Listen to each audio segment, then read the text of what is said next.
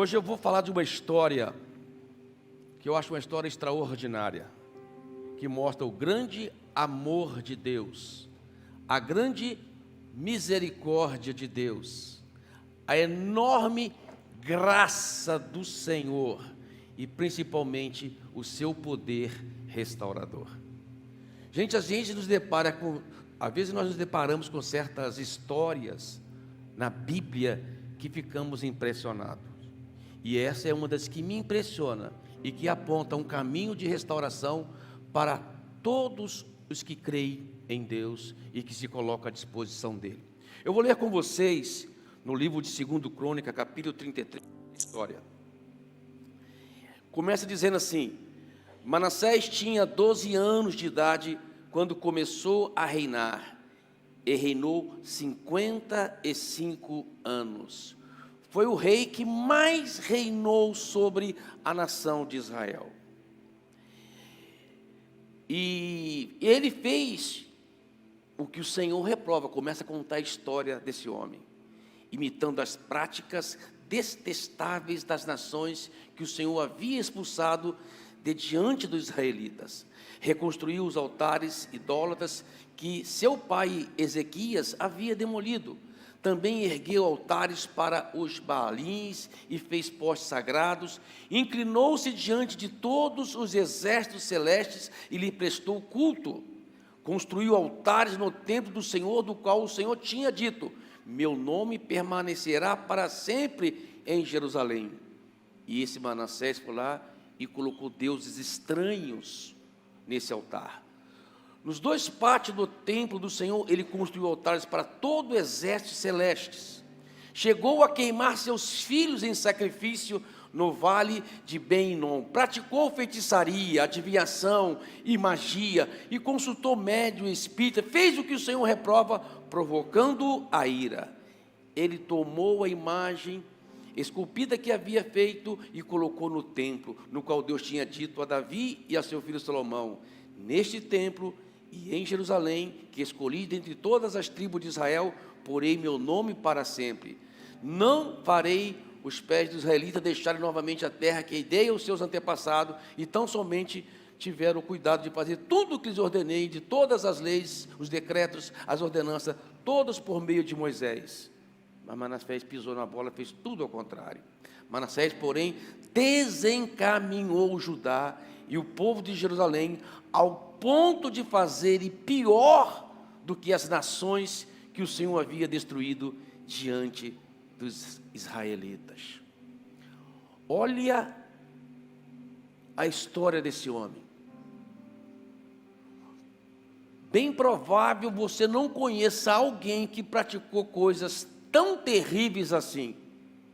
Que homem ruim, que homem que praticou coisas tão detestáveis, um homem que chegou por causa da atitude ruim que ele tinha e das práticas abomináveis que ele tinha, causou a ira do Senhor. Amado, não é fácil causar a ira de Deus. Fez coisas que possivelmente você não conhece ninguém no seu círculo de amizade, de convivência, que tenha praticado coisas tão ruins assim.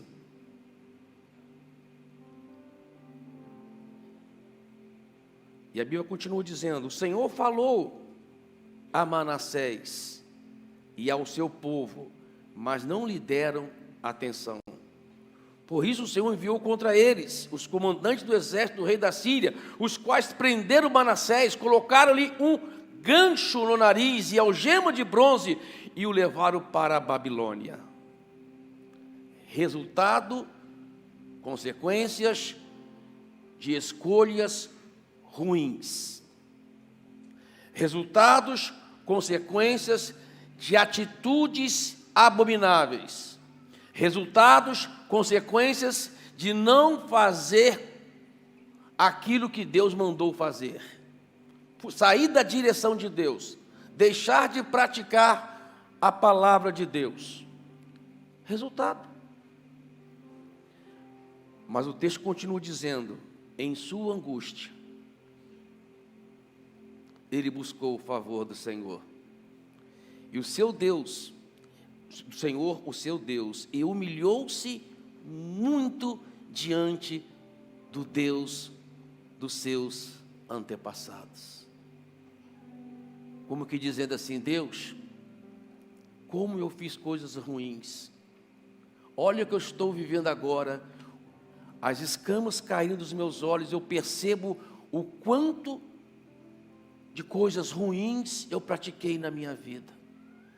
E ele não fala, ele não tem nem ousadia de falar o seu Deus, ele fala o Deus dos meus antepassados. Eu ofendi a memória dos meus antepassados. Eu ofendi a memória dos que serviram ao Senhor antes de mim, e eu não segui esses exemplos. Por isso eu estou nesse sofrimento, Deus, por isso eu estou vivendo essa situação. E a Bíblia fala, quando ele orou, e amado, preste atenção numa coisa, Deus ouve a sua oração. Você pode estar no fundo do poço, você pode estar numa situação mais deprimente que uma pessoa possa se encontrar, você pode estar numa situação deplorável. Deus ouve a sua oração. Quando ele orou, o Senhor o ouviu e atendeu o seu pedido, de forma que trouxe de volta a Jerusalém e ao seu reino. E assim Manassés reconheceu que o Senhor é Deus. Você pode aplaudir Jesus, amado?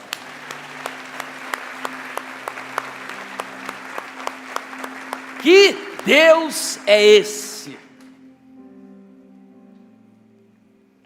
Que Deus é esse que nos surpreende, dando-nos uma oportunidade, mesmo que tenhamos praticado os piores dos pecados.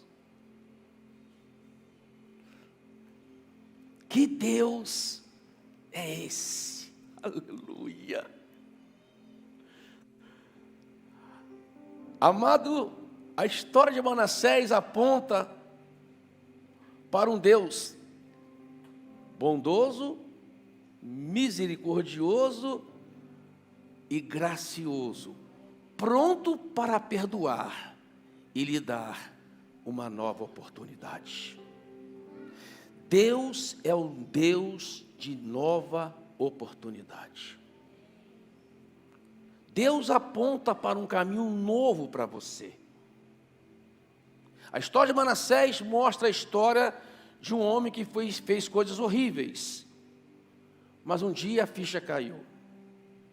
Um dia ele reconheceu o que ele tinha feito e voltou para o caminho certo. E justamente esse que mais cometeu pecados tão horríveis, foi justamente o rei que mais governou sobre a nação. Olha só, pois que a Bíblia diz, a quem muito pecou, muito ele amou. Mas a história de Manassés aponta para um caminho de restauração.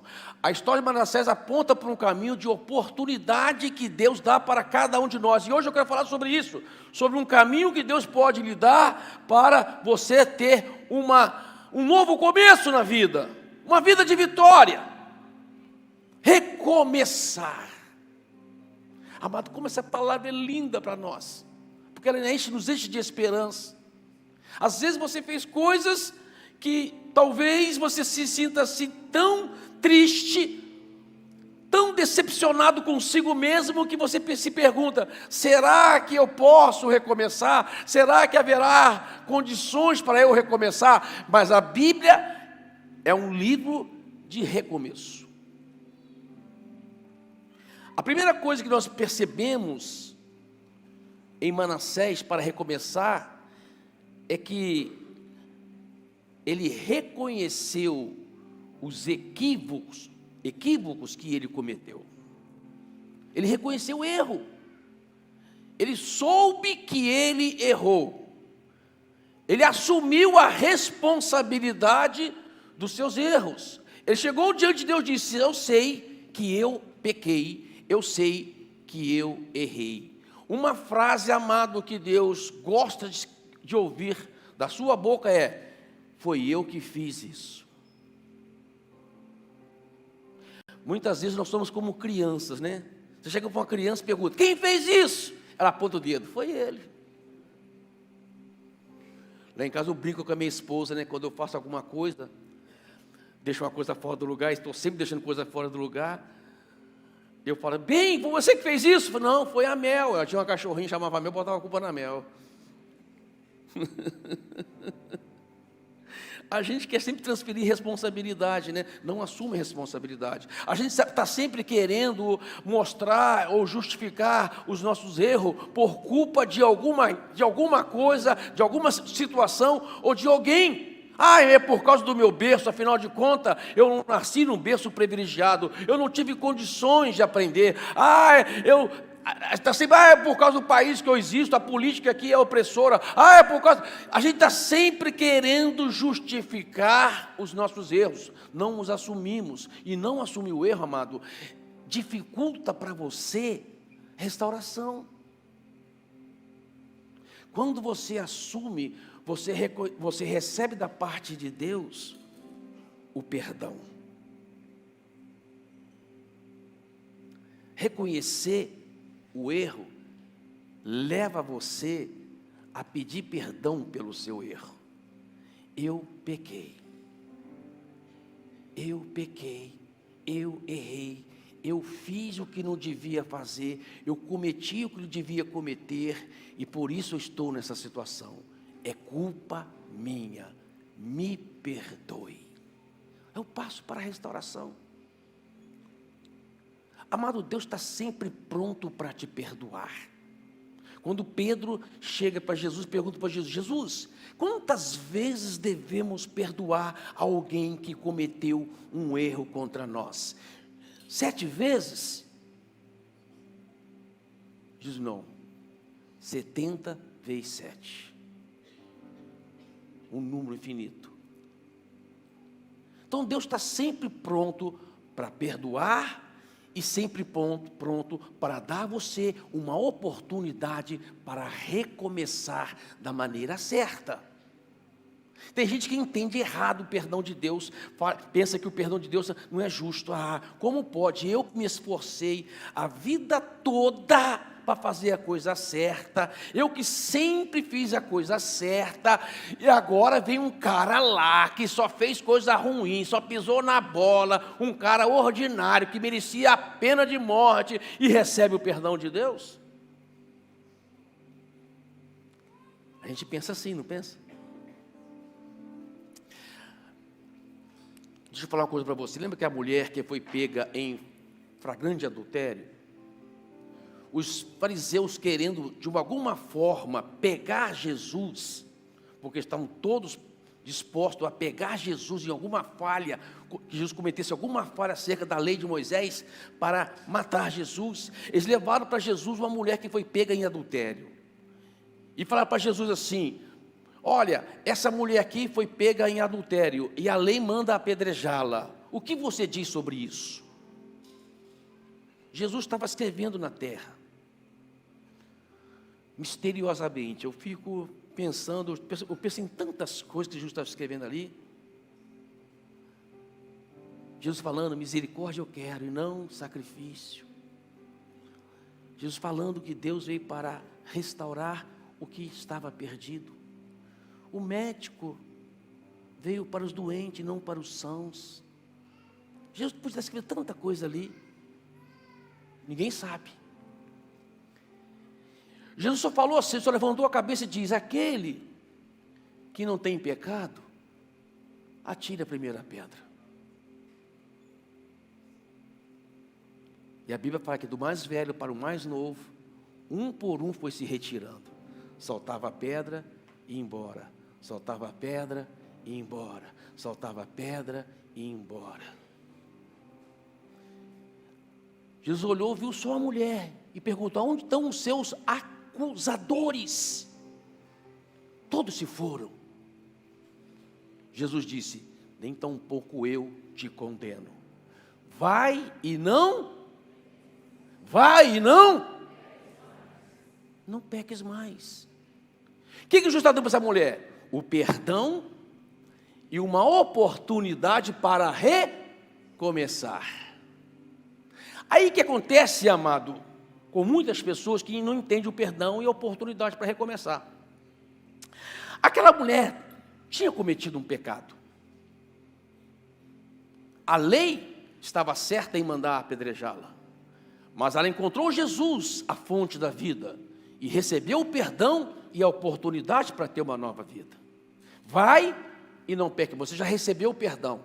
Deixa eu te perguntar uma coisa: se essa mulher fosse e pecasse novamente e pedisse perdão para Jesus, Jesus perdoaria? Sim ou não? Quem acha que sim? Amém. Se ela fizesse pela segunda vez, Jesus ia dar perdão, vai e não peques mais. E na segunda vez ela pecasse, Jesus perdoaria? Se ela fizesse pela terceira vez, Jesus perdoaria? Se ela fizesse 70 vezes, Jesus perdoaria? Amado, deixa eu falar uma coisa para você. O perdão de Jesus é incondicional. Ele perdoa. Entenda bem como eu vou falar para vocês hoje. Essa mulher aqui com 20 anos de idade, adulterou, chegou a Jesus, foi perdoada, mas ela pecou de novo, mas pecou de novo, mas pecou de novo, mas pecou de novo, mas pecou de novo. Chega aqui com 60 anos de idade, 60, de 20 para 60, 40 anos, pecou de novo. Perdão, Jesus, eu te perdoo, vai e não peques mais.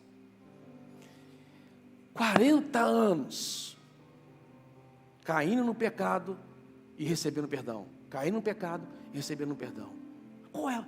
Aí você pergunta: pastor, então eu posso pecar e pedir perdão?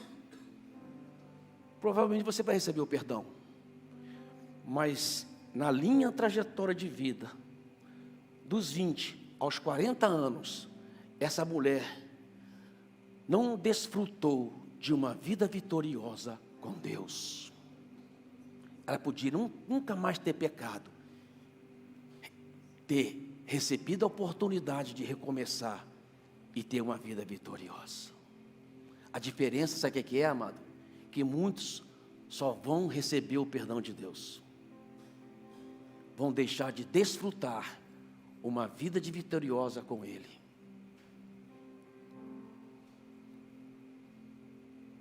Deus tem muito mais do que perdão para você. Deus quer te perdoar e dar-lhe uma vida nova. Você pode aplaudir Jesus?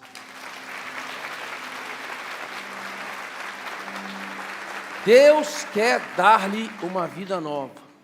Não quer que você viva na loteria, amado, porque isso é loteria, sabia? Vamos pensar que na trajetória de linha. Ontem eu estava vindo, fui pregar em Matão. E voltando, subindo ali, a subida da Conquista, Sertãozinho para Ribeirão Preto, eu estava na pista da esquerda, um carro veio piscando o farol para me ultrapassar, eu estava andando na velocidade da pista, e vim para cá para ele passar. Quando eu vim para cá, amado, um caminhão todo apagado na minha frente, andando a 20 por hora, eu a 110 por hora.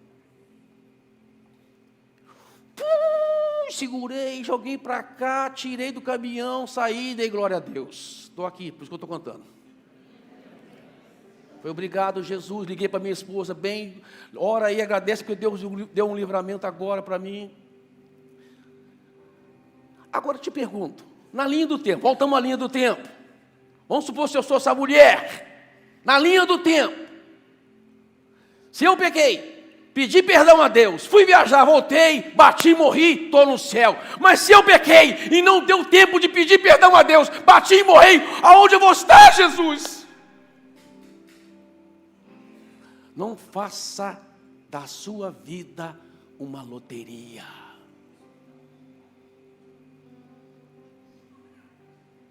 Aprenda a viver uma vida vitoriosa.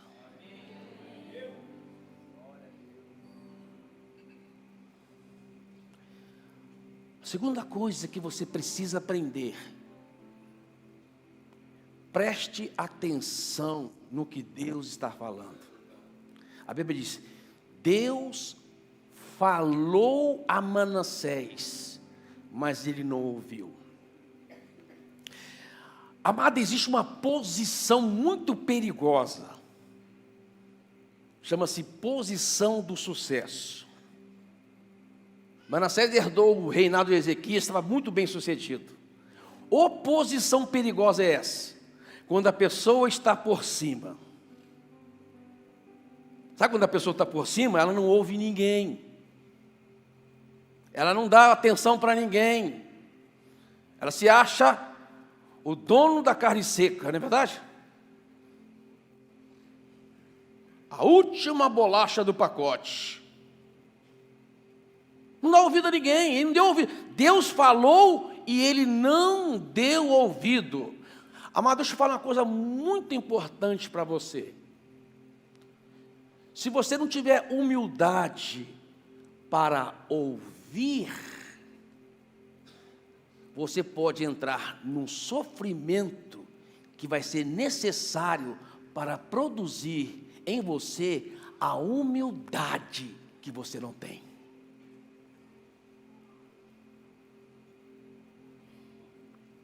Muitas vezes o sofrimento vem para produzir em nós uma humildade necessária que precisamos para andar verdadeiramente com Deus. Então a segunda coisa, humildade. Tenha humildade para ouvir, às vezes um conselho sábio. Amado, sabedoria é algo importante, ouvir sabedoria é importante. Tem muita gente que tem muito conhecimento, mas não tem sabedoria. Você sabe qual a diferença da sabedoria para o conhecimento? O conhecimento te leva a sair de problema, a sabedoria te evita entrar num problema.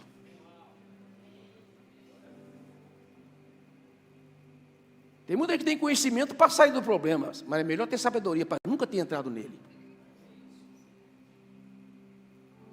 Ouça a voz da sabedoria. Às vezes nós não prestamos atenção na voz de Deus, não ouvimos a voz de Deus, não discernimos a voz de Deus através das circunstâncias, ou através de alguém que já tem um tempo. Estava agora há pouco conversando ali com o Pedro Paulo Vitão na sala, falando assim, vamos para isso, que tem coisa que só a experiência traz. Aprenda a ouvir a voz de alguns que já são experientes naquela trajetória, que adquiriu não tão somente conhecimento, mas também sabedoria, e que pode ajudar você a sair de um problema ou evitar um problema na sua vida. Quantos casamentos seriam felizes ou não teriam ido para um desastre se a pessoa tivesse ouvido uma palavra de sabedoria? Quantas empresas não teriam fechado se a pessoa tivesse ouvido uma palavra de sabedoria? Quantas pessoas não sairiam dos seus empregos se tivesse ouvido uma palavra de sabedoria? Quantas pessoas evitariam um grande sofrimento e uma tragédia na vida se tivesse ouvido uma palavra de sabedoria? Quando Abel e Caim foram oferecer sacrifícios a Deus, a Bíblia fala que Abel ofereceu um sacrifício que agradou a Deus, Caim não. Deus não disse que não gostou, disse que se agradou mais do sacrifício de Abel. Isso causou um ciúme em Caim. Mas o interessante, amado, foi a reação. Deus percebeu que no coração de Caim tinha um plano que ia destruir a vida dele. Quando Caim saiu daquele lugar, no coração dele já disse, na primeira oportunidade eu vou matar meu irmão. Deus foi encontrar com Caim e disse, Caim, por que Caim teu semblante? Como dizem, eu sei o que está acontecendo no seu coração. E Deus fala para Caim assim, ó, se procederes bem, será aceito. Mas se procederes mal, eis que o pecado jaz à sua porta, e é seu dever dominá-lo.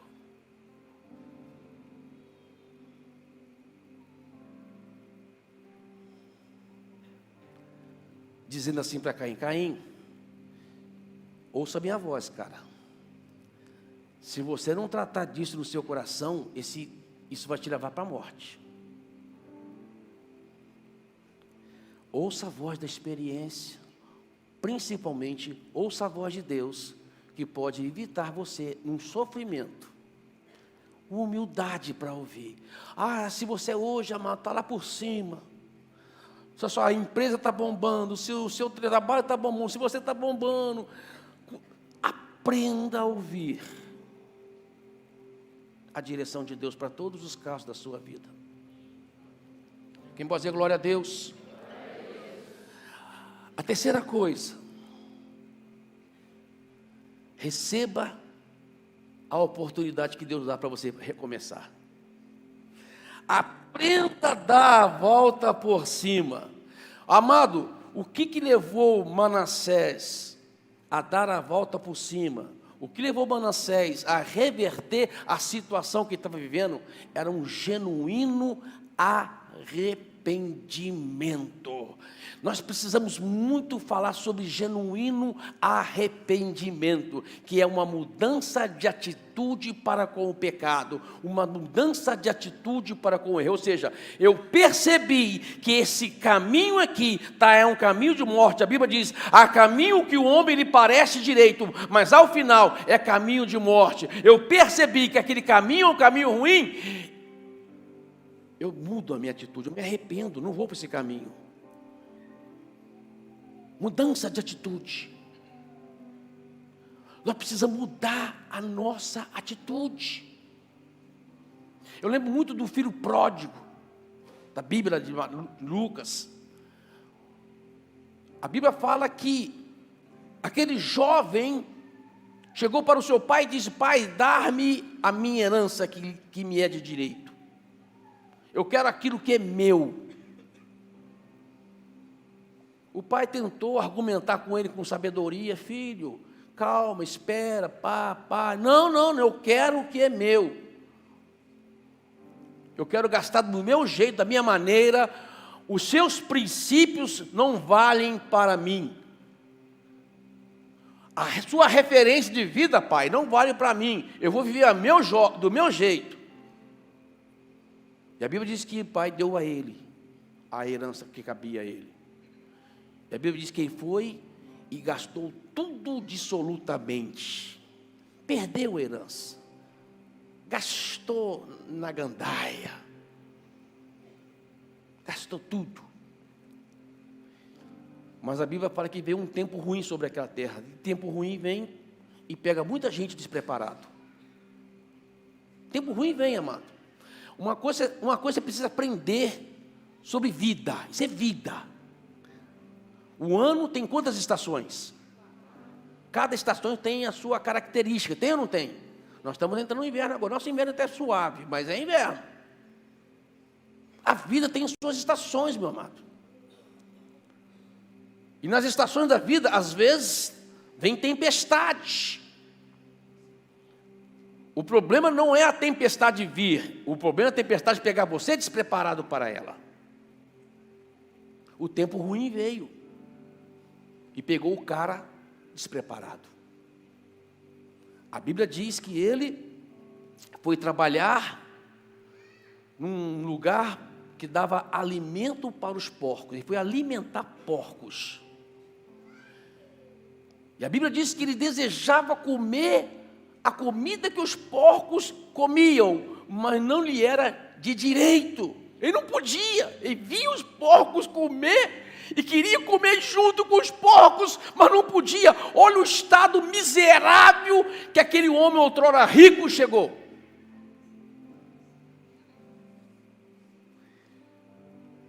Mas a Bíblia é um livro de recomeço. E tem princípios para isso, amém, amado? Quem pode dizer glória a Deus? Deus é gracioso, bondoso, misericordioso. Perdoa e dá-lhe oportunidade para recomeçar. Aquele jovem caindo em si, arrependimento. Caindo em si. Cair em si, amado, quando você fala assim, todos os princípios, né? Todos os princípios que eu falei. Caído em si significa o quê? Que você viu que cometeu equívocos, percebeu que errou, que pisou na bola, que fez o que não devia e reconhece, foi eu que fiz isso, é culpa minha eu estar vivendo nessa situação, não é culpa do meu pai, não é culpa do governo, não é culpa do meu berço, não é culpa de falta de conhecimento acadêmico, eu estou vivendo isso porque eu procurei isso. Caindo em si, arrependimento.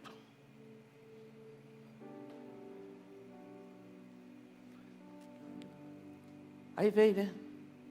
A humildade. Porque muitos percebem que fez, mas não tem a humildade para voltar atrás. Não tem a humildade. A vida vai estar produzindo nele sofrimento para trazer essa humildade, para aflorar essa humildade, porque é essa humildade que lhe dá a oportunidade para recomeçar. É essa humildade, amado, que faz você viver uma vida vitoriosa. É essa humildade que vai fazer você reconhecer que a posição que você chegou lá em cima foi por causa de Deus. Aí vem a humildade. Voltarei para a casa do meu pai e direi para o meu pai: Pai, pequei contra os céus e contra ti. Já não sou digno de ser tratado como teu filho. Trate-me como teu servo. E ele foi decorando essa palavra.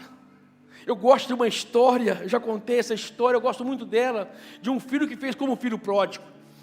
Queria viver a vida como ele queria, mas ele fez um trato com o pai. Falei: pai, se um dia eu me arrepender e resolver voltar para casa, eu quero um sinal de que o senhor me recebe de volta. Eu quero colocar, quero que o senhor, aqui, eu vou passar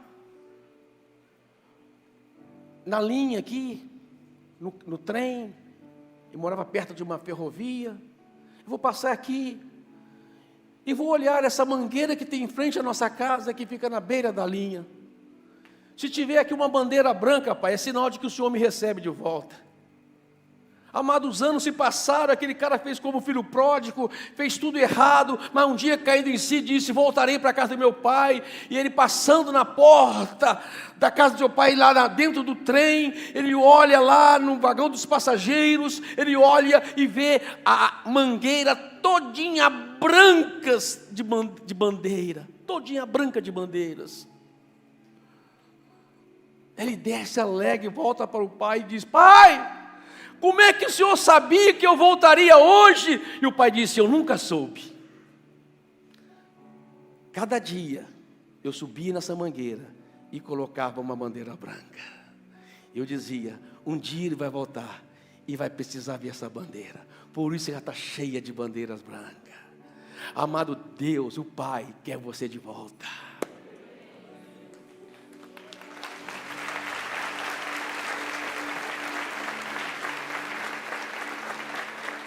Arrependimento, voltarei para a casa do meu pai, direi: pai, pequei contra o céu e contra ti, já não sou digno de ser tratado como teu filho, trate-me como um dos seus servos. O pai correu, abraçou o filho, tirou a roupa suja que ele estava, colocou uma roupa nova, colocou um anel no seu dedo, colocou sandália nova e disse: hoje eu recebo esse meu filho que estava morto e reviveu, estava perdido e foi achado. Fazemos uma festa e vamos nos alegrar, porque eu creio que hoje uma nova vida está começando. Deus é um Deus que lhe dá oportunidade.